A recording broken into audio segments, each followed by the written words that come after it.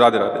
आपके चरणों में कोटि कोटि प्रणाम। श्री जी की अनन्य कृपा से ब्रज धाम में जन्म मिला। महाराज जी, इन 18 सालों में धाम की ऐसी अपार महिमा पता ना होने के कारण किसी भी तरह का साधन नहीं बन पाया। प्रबल माया में फंसकर ये अधम बाहर पढ़ने चला गया, पर श्री जी की कृपा हुई। पिछले 8 महीने से आपका सत्संग सुन रहा हूँ, श्री जी कृपा से नाम जप भी करता हूँ। महाराज जी, कृपा करके इस मन पर शासन करें। ये सुबह ब्रह्म मुहूर्त में उठने नहीं देता, उससे नाम जप में पूरा नहीं हो पाता। और आपकी लगन कमजोर है बच्चा, नहीं हमारा मन सोने नहीं देता। आप क्या बताओ, क्या तुम्हारा मन उठने नहीं देता और हमारा मन सोने नहीं देता। अभ्यास योग युक्तेन चेतसा नान्यगामिना। जिसे शरीर बहुत क्लिष्ट रोग से युक्त है, तो जैसे डायलिसिस हुआ शाम तक, डायलिसिस के बाद जो हालत होती है वो ऐसी होती है, अब कुछ शरीर में भारी भड़कन, कुछ खाने की इच्छा नहीं, 11-12 नींद ही नहीं। अब अगर थोड़ी आनी शुरू हुई तो हमारी 2 बजे से दिनचर्या, मतलब 1:30 बजे में जगना है। अब अगर हम सोते हैं तो फिर जग नहीं पाएंगे, याद चलेगी। 1:30 बजे उठे, आसन में बैठे, पानी गर्म हुआ मिला, और 2 बजे शौच स्नान के लिए बाथरूम, दिनचर्या किया, 2:45 बजे तो यहाँ आ जाते हैं। क्या हुआ? हमने नींद लेने का बहुत अभ्यास किया तो आंख नहीं खुल रही, और नींद पर बचपन से उस पर शासन हुआ तो वो हमसे कहते राधे राधे।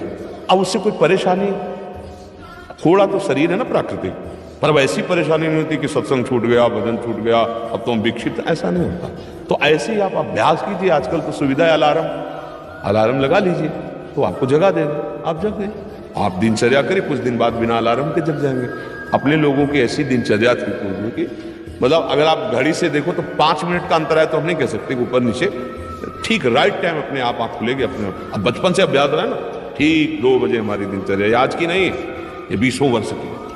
जब मान लो सत्संग सब नहीं चलता था तो सुबह स्नान करके 2 बजे वृंदावन की परिक्रमा, सूर्योदय होते होते मंगला होकर के गुरु जी की सेवा, ऐसा। तो हम अभ्यास कमजोर कर रहे हैं। किसी किसमें आशीर्वाद की जरूरत है, अभ्यास कीजिए। आप शाम के जब रात्रि में सोए ना, भगवत चिंतन करते हुए, और आप टाइम अपने माइंड पे स्थापित कीजिए, मुझे 4 बजे जगना ही है, तो 4 बजे आपकी घंटी बज जाएगी दिमाग की।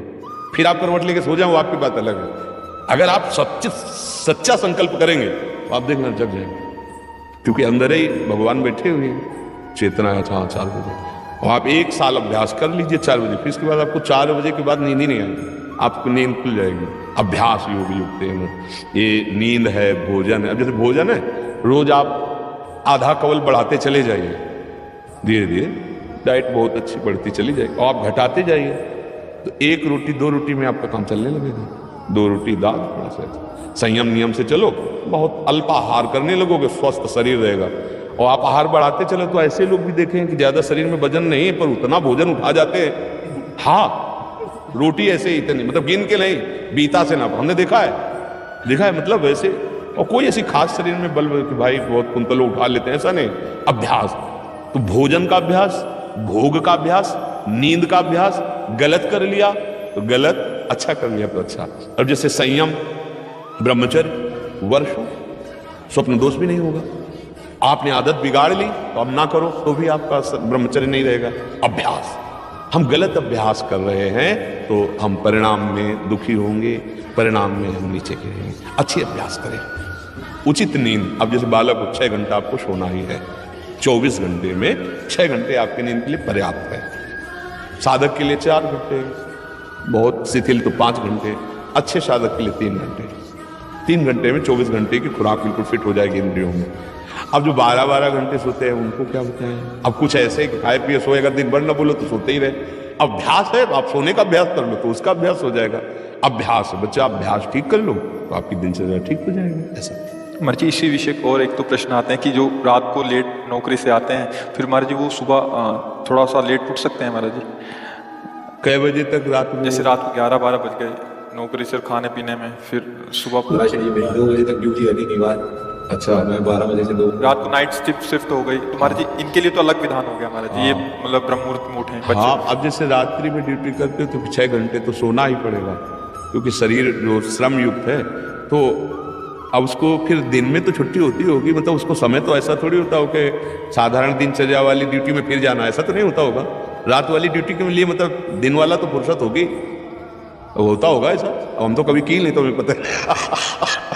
ना नाइट और ना दिन की, रात दिन की ड्यूटी एक ही रहेगी, राधा वल्लभ श्री हरिवंश श्री वृंदावन श्री वंचल हमारी।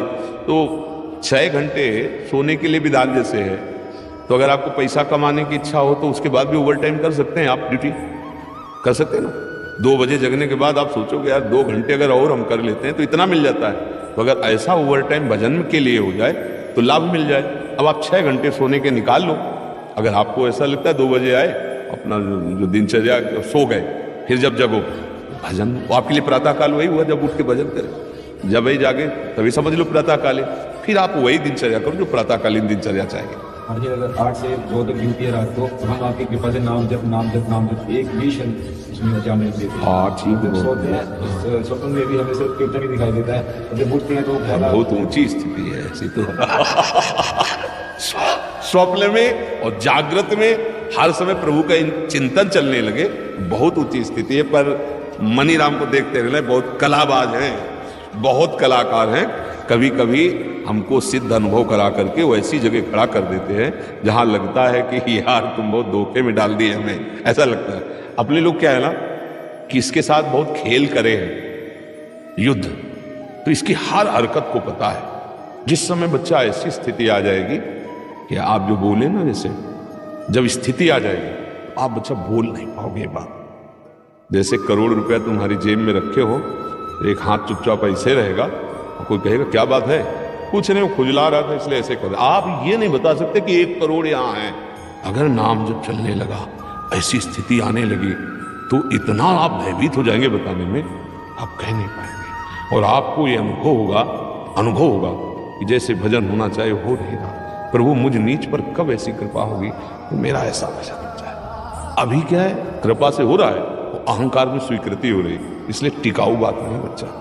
भजन करने वालों के हृदय में ऐसी भजन की भूख पैदा होती है कि रात दिन करने पर भी उन्हें रोना आता है कि प्रभु कब मुझसे ऐसा भजन होगा जैसा संतों ने किया, और रात दिन भजन कर रहे हैं। समझ लो ना बच्चा, यहां आए हो ना, बहुत कृपा पाते हो, तो अवास्तविक तुम्हारी स्थिति ऐसी हो जाए कि जागृत स्वप्न सुषुप्ति सूरत में राधा पदार्थ छुटा, चाहे जग रहे हो या सो रहे हो या स्वप्न में हो, लाडली लाल के साथ आपका मन सावई मना कृष्ण पदार्थ। कभी अब कहना नहीं, और अभ्यास बढ़ाते चले जाओ। जो हो रहा है नाम जब, वो श्री जी की कृपा से हो रहा है, गुरु जी की कृपा से हो रहा है। कहने से ये बात हट जाती है, अहम पुष्ट होता है, चुपचाप अंदर जाता है। अब या तो आप जानते नहीं थे या आप करते नहीं तो डर लग जाएगा।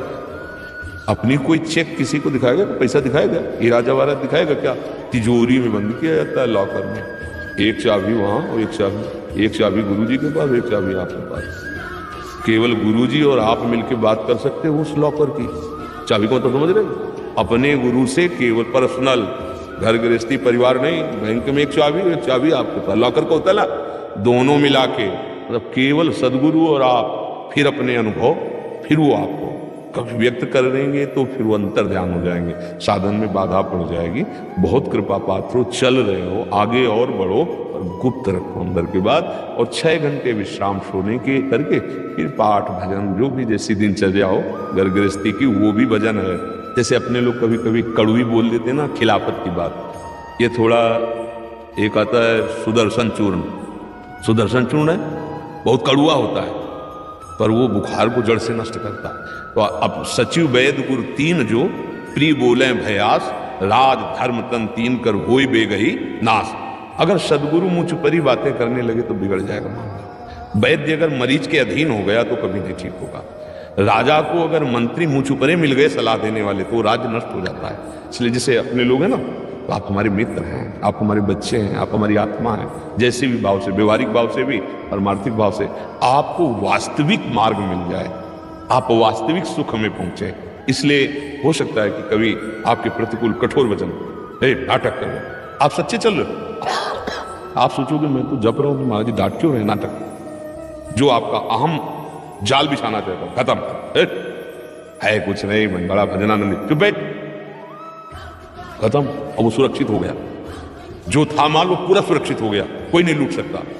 अब अगर आप प्रतिकूल सोच गए, यार बाबा से हमने प्रार्थना में बाबा ने हमें दबका दिया, भजन तो करते ही हो, कुछ दूसरे को तो माला पहना देंगे, जो मैं भजन करता हूं मुझको दबका दिया, ये तभी कहा दुर्गम हो। संतों का समागम बड़ा दुर्गम है, जब देखा जाता है ना, जैसे मान लो एक आदमी बिल्कुल गंदे आचरण करता है और उसने कहा कि आज से मैं गंदा आचरण छोड़ता हूं, बस ये है कि हम 10 मिनट नाम जपेंगे राधा राधा, शाबाश, बारे बहादुर, चिंता मत कर, हमारा साथ है।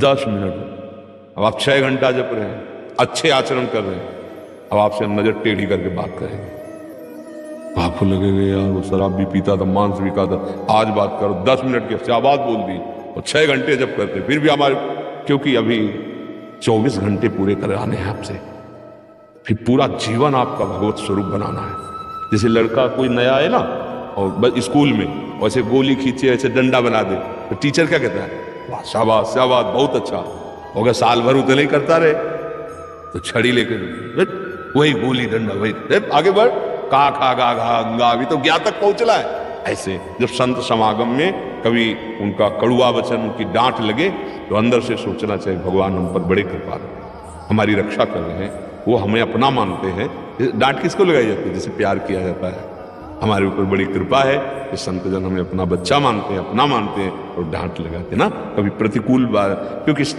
माता कभी प्रतिकूल कैसे बच्चे के सोच सकती है, ऐसे सदगुरु कैसे प्रतिकूल सोच सकता है।